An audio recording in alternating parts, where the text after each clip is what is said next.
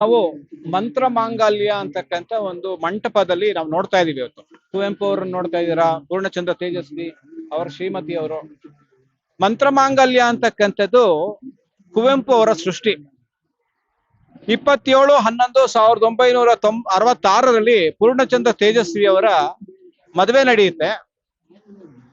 ಈ ಹಲವಾರು ಆಚರಣೆಗಳು ಅನಗತ್ಯ ಅಂತಕ್ಕಂಥದ್ದು ಅವರ ಒಂದು ಕಲ್ಪನೆ. ಅನಗತ್ಯವಾಗಿ ಹಣವನ್ನ ಖರ್ಚು ಮಾಡಿ ಆಡಂಬರದ ಮದುವೆಗಿನ್ನ ಸರಳ ಮದುವೆಯನ್ನ ಮಾಡಿ ಹೆಣ್ಣು ಮತ್ತೆ ಗಂಡು ಅನ್ಯೋನ್ಯವಾಗಿ ಬದುಕಬೇಕು ಅಂತಕ್ಕಂಥದ್ದು ಪ್ರಕೃತಿ ಸಾಕ್ಷಿಯಾಗಿ ಮಾಡ್ತಕ್ಕಂಥದ್ದೇ ಮಂತ್ರಮಾಂಗಲ್ಯದ ವಿಶೇಷ. 1966 ಶುರುವಾದಂತ ಮೊದಲನೇ ಮದುವೆ ಅಂತಂದ್ರೆ ಪೂರ್ಣಚಂದ್ರ ತೇಜಸ್ವಿ ಅವರ ಮದುವೆ.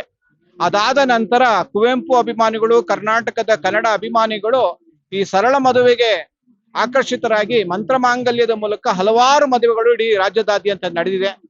ಕುವೆಂಪು ಅವರ ಕೊಟ್ಟಂತ ಈ ಮೌಢ್ಯದ ವಿರುದ್ಧದ ಒಂದು ಧ್ವನಿ ಅಂತ ಹೇಳ್ಬೋದು.